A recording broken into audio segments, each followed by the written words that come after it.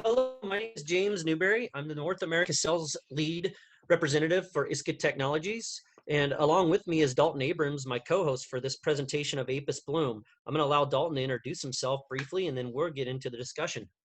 Hi, my name is Dalton Abrams. I am the Commercial Product Development Lead for ISCA Technologies out here in Riverside, California. Yeah, and so Apis Bloom, we're going to get into about a 20 or 30-minute presentation on it. It is our honeybee attractant, and I'm sure you're going to have lots of questions, wondering what it is. We've had a lot of bad pollination the last couple of years on a number of our crops in North America and globally, especially in Australia with the fires here recently. And so we have found this as a viable option, and we are going to get into it. So just to give a little bit of background before we start, real brief here on ISCA Technologies. We've been around for about 26 years, and we play in several different areas within the semiochemical solutions in ag. We have mating disruption options, as you can see here, attract and kill, repellents, and our honeybee attractant, Apis Bloom. For the goals of this presentation, we are going to spend all of our time on Apis Bloom. But if you have any question on our mating disruption products, attract and kills, or repellents, or lures and traps, please contact your local ag retailer or agronomist for further information, as we are, partnered with many distribution partners around North America. So what is Apis Bloom? How does it work? Well, Apis Bloom, we use our SPLAT technology to deploy Apis Bloom in the field. It's economically viable, it's rain resistant, biodegradable, UV resistant. It has a controlled AI release, which we will get to, and it comes out in the form of a small little dollop, like a Hershey Kiss. This is what it looks like right here. And that's really what makes this our attractant unique in the marketplace. There are other formulations out on the market that are not necessarily rain resistant. They are not necessarily weather resistant. And so sometimes those products require multiple applications to get the job done. And then, based on studies we've looked at, we feel like, and of course everybody does, but we feel like our product is the best on the market right now for attracting honeybees in for pollination. It's a specialized pheromone and lure application technology, that's SPLAT. Once applied in the field, water in the SPLAT begins to evaporate and the dollop shrinks, as you can see in the picture here. It's better adhering to the application surface. As the water continues to evaporate, molecules of active ingredients migrate from the center to the surface of the dollop, and they slowly emit over time. So, we're going to get to where you apply it on the plant and how you apply it here later in the presentation. We just want to give you a little bit of science background on how it works. I grew up on a farm, a really large 3,000-acre farm.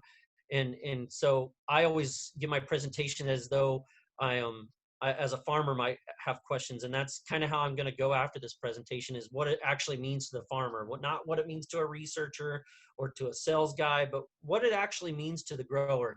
And hopefully that will come out in this presentation, and we'll get a lot of your grower questions answered. When we look at the pollination enhancer of honeybees Apis Bloom, this is kind of some label information, right? It comes out in the form of a paste. Its mode of action is an attractant. We're going to actually talk about the pheromone here in a few slides down on what pheromone we use and how it's used. But it's ready to use in a caulking gun. It comes out in 750-gram doses per acre, manually applied as of right now. We also, Dalton later in the presentation is going to present some of the things we're looking at for mechanically applied applications. Right now, for 2021, we're looking at manually applying it. We've been manually applying it for the last 5 years, I believe, Dalton. It's been on the market. We just haven't been promoting it real large in North America. Correct. We've been applying Apis Bloom manually for the last 5 or so years, but we've been applying SPLAT, similar formulations for, since about 2002. Yeah, and the growers I've talked to, because I'll be honest, any growers watching this, the first thing you might ask is, that seems like it's pretty labor intensive. I've talked to growers in Florida, California, and the Northwest who are using the product. They have all told me that with the return on investment they get, the manual application has not been an issue for them. Now, like I said, we are looking to venture into other crops besides berries, apples, almonds, that might, need more of a mechanization application method, and we're going to talk about those later. But for right now, you're looking at 1 to 2 applications per year. Most of the crops we deal with in North America for the timing of pollination, 1 application is sufficient. Every 3 to 4 weeks, it lasts about 4 weeks, Dalton. That's what we're seeing. That's correct. Sometimes about 4 even weeks. 6 weeks. And the optimum timing, you want to get it out when you're starting to see bloom about 3 to 5%. You don't want to go out too early before, or you don't want to go out too much after. And Dalton, I'm going to go to the next slide, but if you want to talk about that a little bit, go ahead. Yeah, no, we usually aim for about 5% bloom. Reason being is if you apply it too late, then you miss out on, your pollination period, or you apply it too early, the bees aren't in the field and the flowers aren't open. So we think Right. And so 5% is, the best, window.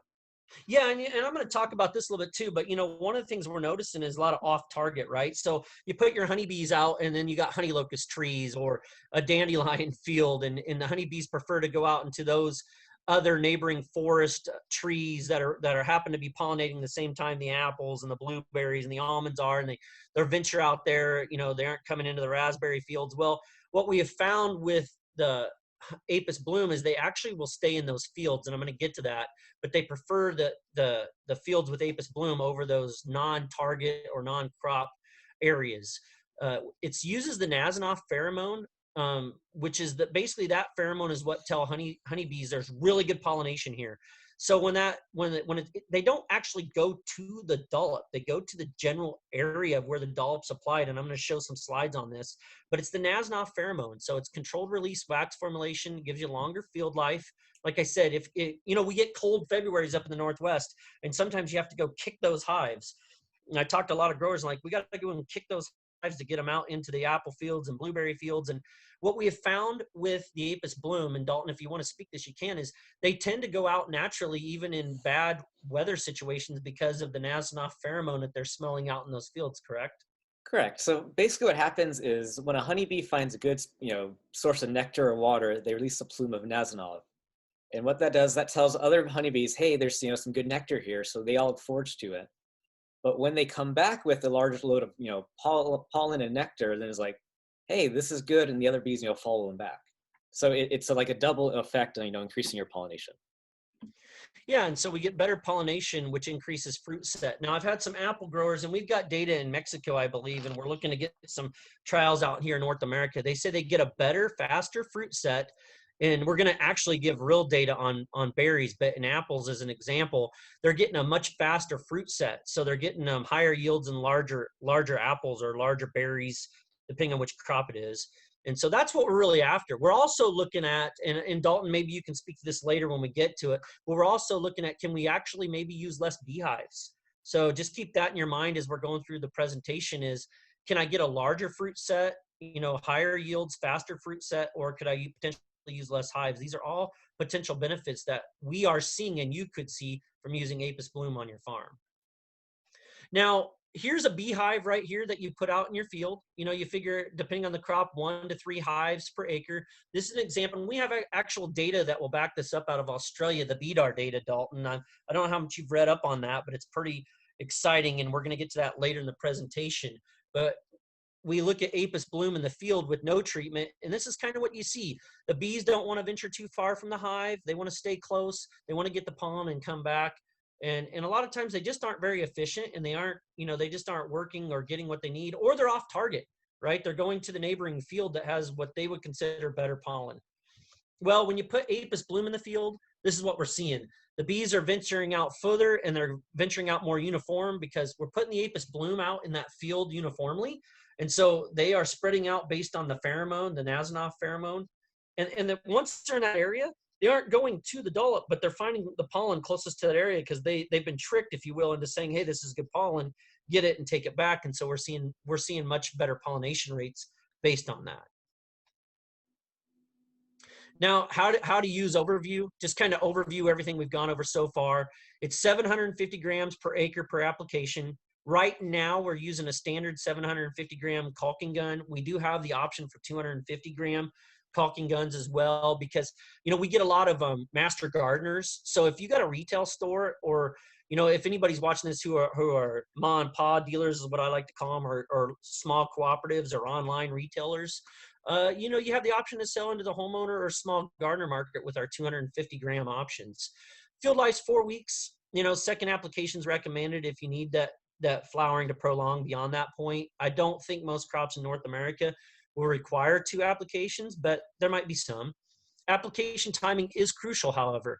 Optimal timing is that 3 to 5% flowering window. Too early or too late could potentially negatively impact performance. And hives should already be placed in the field. That's the other question. You want hives to already be placed in that field. Dalton, what do we think, a week prior to bloom, or what's the recommendation on the hive placements? Yeah, you want your hives out about a week before bloom is placed. Reason being is you want your bees acclimated to the area, because if there's no honeybees, bloom's not going to help you. Right, right. So we need to have those out. That's a very key factor to making this work. And we're going to go over some real data from growers. What growers are actually been seeing from using Apis bloom. And I'm going to tell you some stories from some growers I talked to as we get down here. This is what it looks like. It's a little bigger than a penny. Now, the caulking guns are actually pre-measured. So when you think about caulking your sink, you might put out too much or the gun's continuous. Here, you want to talk about the caulking guns and how we've got them pre-measured. So they're kind of what I like to call dummy proof, or I have 18-year-old boys that go out in the field, so I call them student proof. You want to talk about that? Yeah, so at ISCA, we developed our calibrator pieces for our caulking guns. They stop the travel of the piston, so it meters out, just how much product you need. So in the case of Apis bloom, this is about 3 grams. Yeah, and we have some different caulking gun options. So if you guys are applying in watermelons or pumpkins, or you're wanting to get a little higher into the apple tree, we're looking at some 3-foot or 4-foot long caulking guns, correct?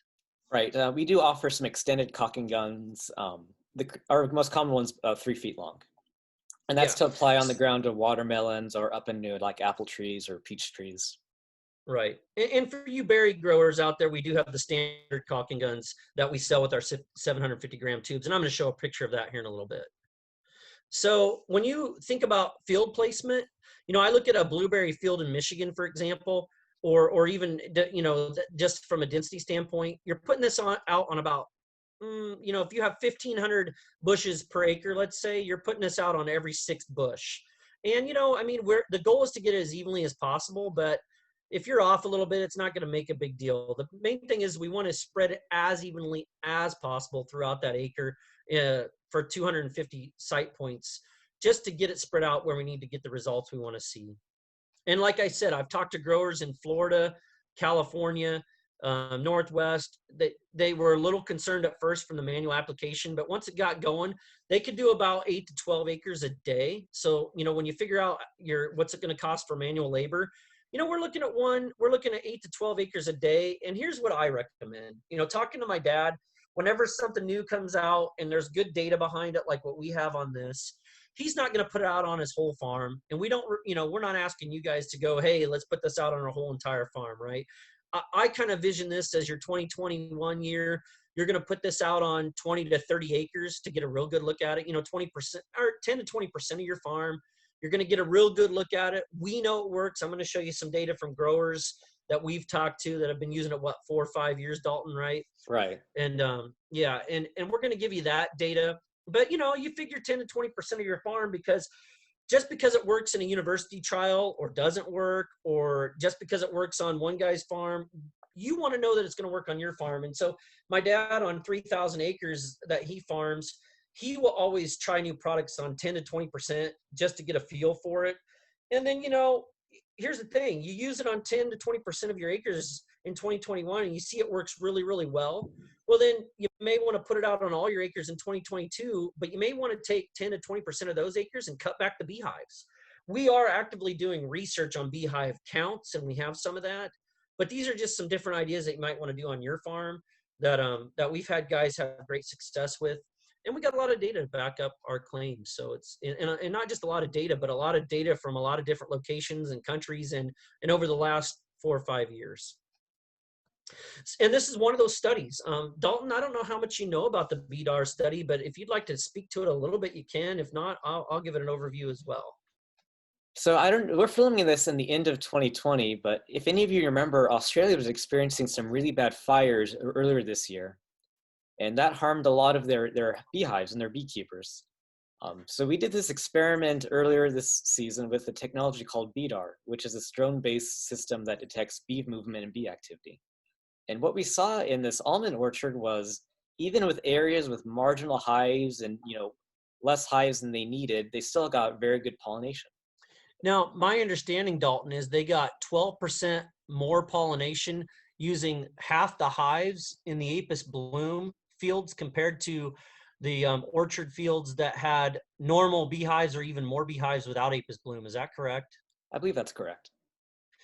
Yeah. Well, I encourage you all to look up the study for yourself. We've got the links here, and but that's kind of, we're still collecting and gathering that data. And I know from talking to Agenor, our president of our company, that the BDAR company was kind of like, honeybee pollinators just don't work. There's nothing on the market that works. We really don't see it.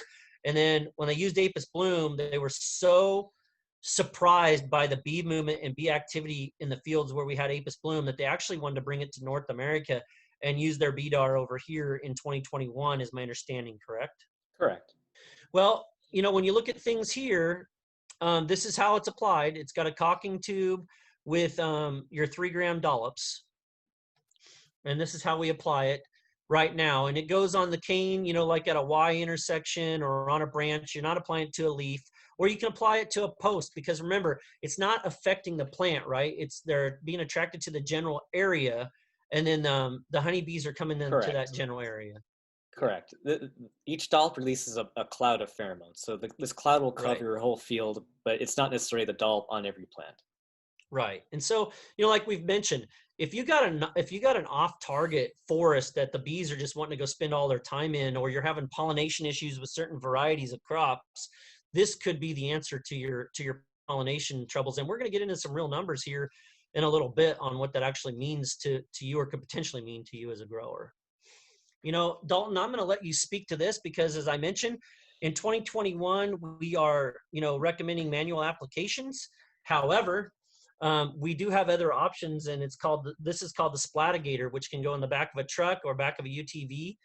And, you look at the sensor down here, it'll sense the tree, and then it'll shoot out a dollop onto the tree or branch in that area. And I believe we got some videos of this, so I'm just going to move to the video. I think it might be the next one up. And again, I think this video is on YouTube, but if you look, you can see the dollop shooting out. Right. So the basic way this works is this is a pneumatic grease pump with a Schrader valve.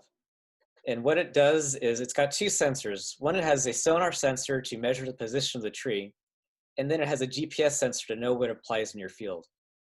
So basically, when it sees a tree, the pressure will shoot a dollop of splat into the canopy. And here's some footage from our friends in Australia applying some splat bloom to almonds. Now this application uses Apis bloom in a 15-kilo bucket. Yeah, I mean, obviously, if you're using Splatigator form, you're going to use different buckets. So. Right. So this makes application obviously much faster than the manually applied version, but we just are trying to get more time to perfect it. And before you invest in a Splatigator or drone technology, we want you to be comfortable with the product on your own farm. That's why we're recommending manual applications in 2021 on 10 to 20% of your acres. And then once you feel comfortable with how it's working, we can take the next step, which is looking at some different opportunities with the Splatigator. Here it is in a UTV. Right. Which this would go right down berry rows very well. And you can set that gun to where it shoots right into the berry as well. But you can see the dollop shooting out here. So. Yeah, just the little white dollop you see flying. Now, before if I can stop you, James, using this machine, we do about 20 acres per hour. So you can do about 20 acres per hour compared to 12 per day. Yeah, 20 acres an hour with just one man in the machine. Right. And so obviously, this first year, everyone's worried about manual application, right? Well, we want you to be comfortable with the product on your farm. We don't expect you to do 100% of your acres. We know it will work, and we're going to go through that data. But again, before you make the investment into this technology here, because what are one of these units between $10,000 and $15,000? Or is that high? No, these are only about 4 to 6. Okay, 4 for just the single nozzle, and about 6,000 for the dual nozzle. Well, there you go. So it's somewhat affordable. I'm always thinking like a farmer, and if it's over $100, it's like, I don't know if I want to spend it or not. But again, I'm tongue in cheek there. It's well worth the investment based on the results we've seen. And it amounts to it's on a skid, so you can 3-point it, or you can put it in the back of a trailer or the back of UTV. Right. And I believe this is a drone on lemons, correct? Where they're just looking Uh, at, this is on grapefruit, actually. oh, Um, grapefruit. My eyes are blind yeah, on it. this is There you go, actually my grapefruit. personal ranch, but so this is a DJI drone with our specially made SPLAT applicator. So if you see hanging from the bottom of it, you see three caulking gun nozzles. Yeah, 1, 2, 3. Yeah. Right. So as this flies, this uses a a GPS mapping software to see where your trees are or your bushes, and as it flies over, each nozzle will alternate and release a dollop of splat. Yeah, and so, drone technology can get quite pricey again, but it's another option we're looking at. And again, for 2021, this is why we're saying let's go out and manually apply it on 10 to 20% of our acres. Make sure the product's working on your farm, you're happy with it. And then in 2022, when you decide and see the results we believe you're going to see and want to go over the whole farm, we can look at these other methods. Right. Let's get into some results. Let's talk about some results for raspberries, okay? So a study held in California raspberry farm. So this was not a university trial. This was farm trials. When they looked at Apis bloom, increased the yield of the crop by a significant 35% compared to untreated fields. So that's significant, right? And this came from our friends at Driscoll's. They did some studies on their farms, and what they saw was marketable increase in berry weight, marketable increase in yield, small droplets, were actually decreased, which was good, and they had an increase in bee visits. And at that current time, based on current dollars for the growers, they saw anywhere from $13,000 to $63,000 in profit per hectare. Now, I want to make that very clear that this was done on hectares, not acres. So on acres, it's what, 2.47. Yeah, So you'd have to do a just little about cut dividing. it in half. Yeah, cut it in half or even a little more. But still, let's just say you're seeing a $3,000 profit up to what, $20,000 profit. That's some serious results. And I have a calculator we're going to go over, Dalton, here in a minute, where we can actually play around some numbers, and we can get you that calculator if you're interested. You just have to give us some, just go ahead and contact us. But that's some raspberry results. Now on blueberries, this was out of Mexico, but we looked at some data, open field and then hoops. I talked to a grower down in Florida, Dalton, and he told me, you know what, they had to go to honeybees. They were under hoops. They couldn't get the honeybees to go under the hoops. And so they went to bumblebees, but even with bumblebees, they just weren't happy with the pollination. Right. When they started using Apis bloom, they were able to go back to honeybees, and they saw markable increases in their yield. The bees were able to be directed right underneath those hoops, go in, pollinate, go about their business, and go back to the hives. So when you guys are thinking, I have to go to bumblebees because I got the hoops, or just even out in the open field, we just aren't getting what we want here. When you talk about using Apis bloom, you're getting honeybee activity that is just, it's very shocking in talking to the growers at how impressed they are with the product and what it's doing in regards to honeybee pollination and guiding those bees in on blueberries. Some varieties of blueberries can be very, very difficult to pollinate. And when you throw Apis bloom in that mix from the growers I've spoke with, it's a game changer. Right. Even we have a blueberry grower up in Delano, California, and Delano's, it's almond country. So the first couple weeks of his pollination period, all the bees are in the almonds, and they don't come back till the almonds are done. But using Apis bloom, he's able to keep the bees focused on his blueberries. Well, yeah, and again, growers have been using it. The growers who know about the product, the reason why a lot of people aren't using the product is because no one knows about it. And that's why we're wanting to get it out in North America and start telling people about it. We just have not. We've been more focused on research and development of a lot of other products. And now we're starting to get requests from a lot of growers wanting the product because their neighbors told them about it, kind of word of mouth. That's why we're here today, to tell everyone about it. For anybody that requires honeybee pollination for any crop, that you can try the Apis bloom to see how it works for you when you're using honeybees. Just think if you could get a 24% increase on your blueberry yield. Now, I'm a farmer at heart, so I'm like, well, I'm not going to get 24% on my farm. That's ridiculous. That's not real. It's not going to happen. But what if you got 5% at current market? That's the thing to think about. And I'm going to go over a cost analysis sheet at the very end, Dalton. I'm going to change screens, and we're going to go over that because I think it's fun to play with as someone who's a number cruncher. Well, what does 5% look like? What if we got 24%? What does it look like? So just be thinking about, you're getting larger berry weight, faster fruit set, more uniform quality berries, fruit, apples, whatever it might be, you name it. is that worth it to you? That's something that I can't answer for you. You have to think about that, especially if you've had really bad pollination over the last couple of years with the weather and various, just there's 1,000 variables. That's what I was always told. There's 1,000 variables that affect a crop, and pollination seems to be one that's sometimes overlooked, but is the biggest one that's overlooked. Some watermelon data. This is off South America, but when you think about pumpkins or watermelon, now this is where we developed the larger gun, Dalton. Yeah, because to bending avoid over is, the guys yeah. bending over. Yeah, so we have a larger gun. Also, we're looking at doing the drone technology on this, so they can fly right down and drop it on the plastic. But again, this was just to see if the product works and how it works. But I apologize for this being in Spanish, but Dalton, I'll go ahead and let you speak to it. I think the key is you're getting larger melon and more melons. But go ahead and speak to this if you want.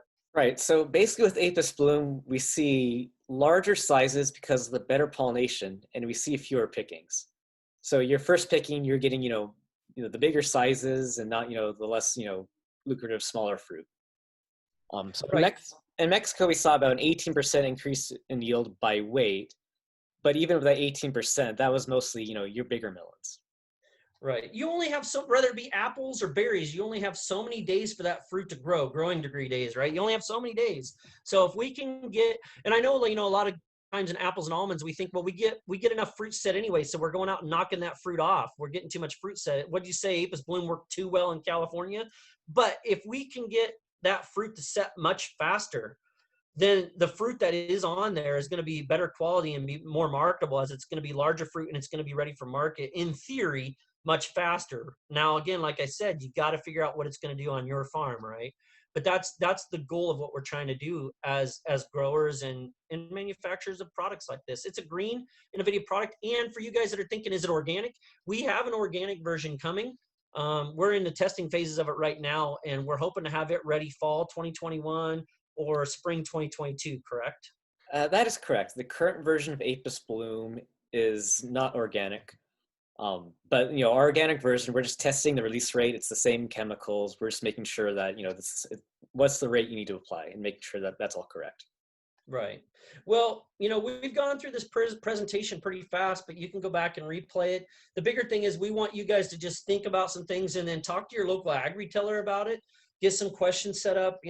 Get some product in for your farm or garden, and try it out. I mean, we have more data we can go over with you than what is in this presentation, but we really just want to give you guys an overview who are having pollination issues or concerned about pollination or looking for some different techniques, as this is a very viable option. We believe that based on what we've seen, any crop in North America that requires honeybee pollination, this should be successful on, based on what we're seeing.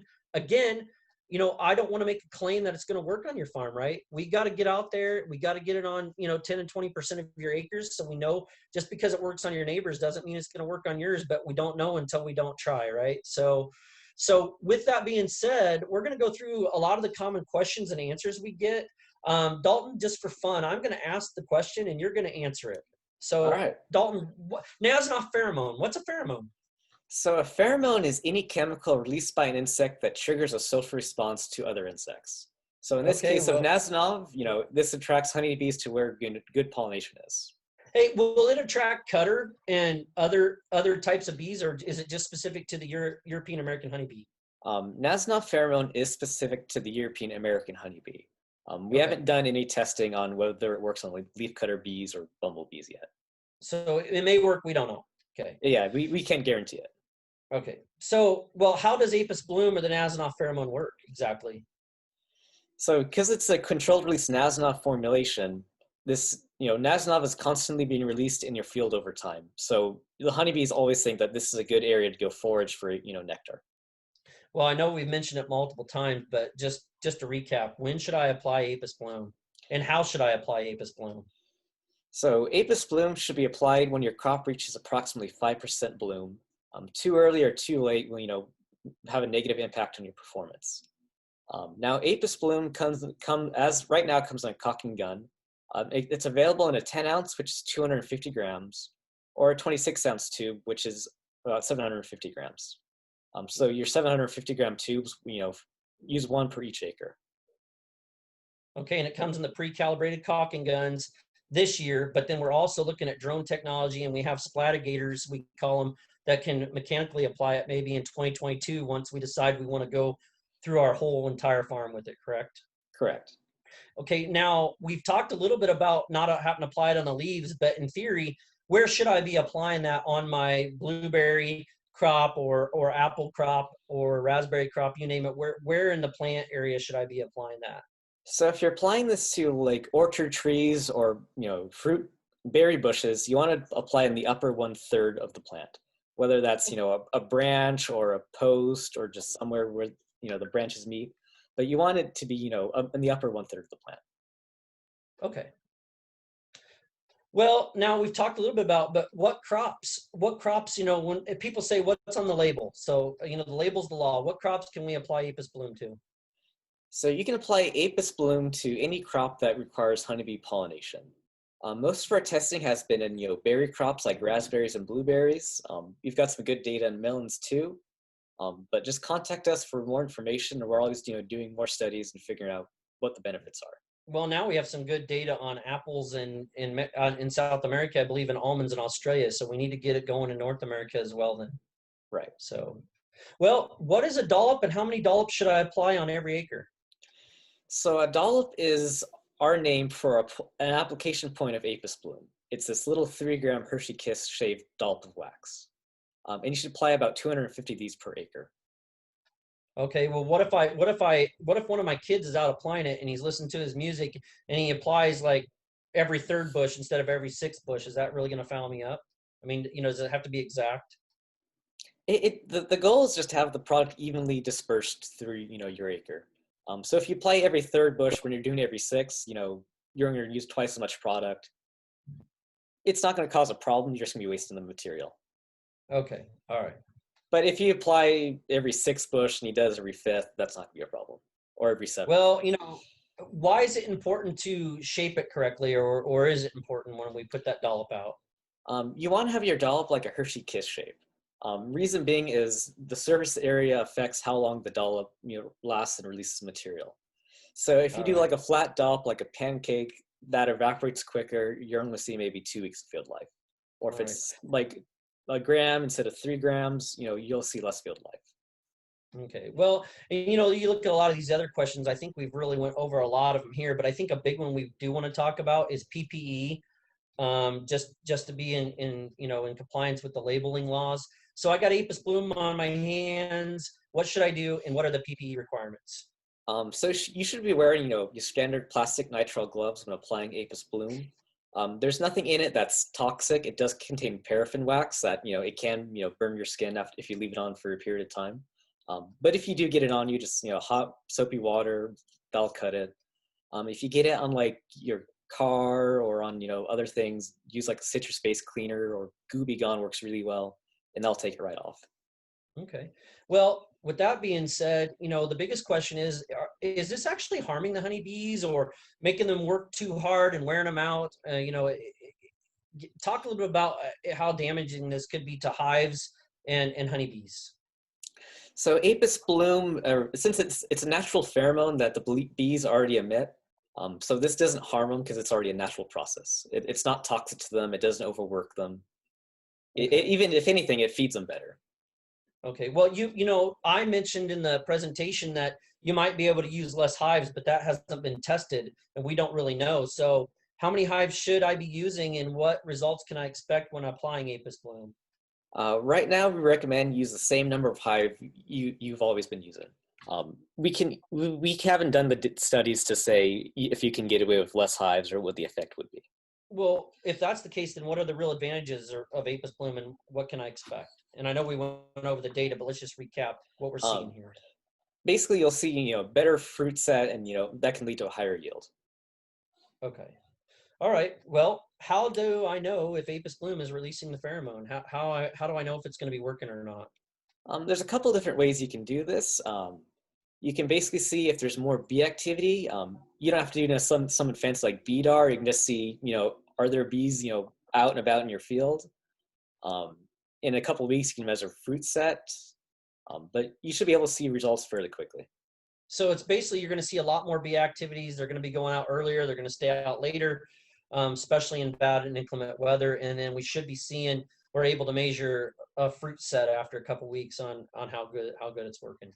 Correct. Okay. Well, with that being said, folks, if you have any questions, like I said, talk to your local agri-retailer to get more information, or you can contact us directly at ISCA Technologies. We also have a lot of other products on our website that you can research, or you can contact us directly. With that, we are open to questions. Just feel free to contact us. And thank you for watching our presentation on Apis bloom and our honeybee attractant technology. Hopefully we can help you guys make more money in 2021 with higher yields and better quality crop. Dalton, any last words? No, James, I think we're good. Do you want to go into that spreadsheet that shows how much growers can benefit? Oh, I am so glad you mentioned that. So folks, anybody who's still on through the Q&A, here's a little calculator we have that we can help you. But I talked to some different berry growers association, and depending on if you're doing frozen berries or fresh berries, you're looking at some different things. But let's just say we had a bad year and cost went down, and our berries went down, and we're getting 20%. We're still making $960 an acre. But what if it drops to 5%? You're still making, $240 an acre, and that's on a really bad year, right? But if prices are hovering back up at the $1.25 range, you're making $500 an acre. Let's say we had a good weight year on our normal, but we got higher pollination. This is at 5%. Let's say we're at 12%. We made $1,800 an acre. So this is just a cost analysis calculator that we've handed out to our distribution pollinators to really take a risk analysis and cost analysis to see what the benefit is and what the risks are. And I encourage you to talk to your local agri-retailer, and we can send this cost analysis sheet to you, or they can get it to you. And yeah, you can just look at what the risk versus reward might be depending on the year. And that, folks, is the end of the presentation. Feel free to contact us, and thank you so much. All right, folks, thank you for your time. And if you have any questions, just reach out to us at the email. You can reach out to James, or you can reach out to me at info@iscatech.com. Thank you, and have a good day. All right.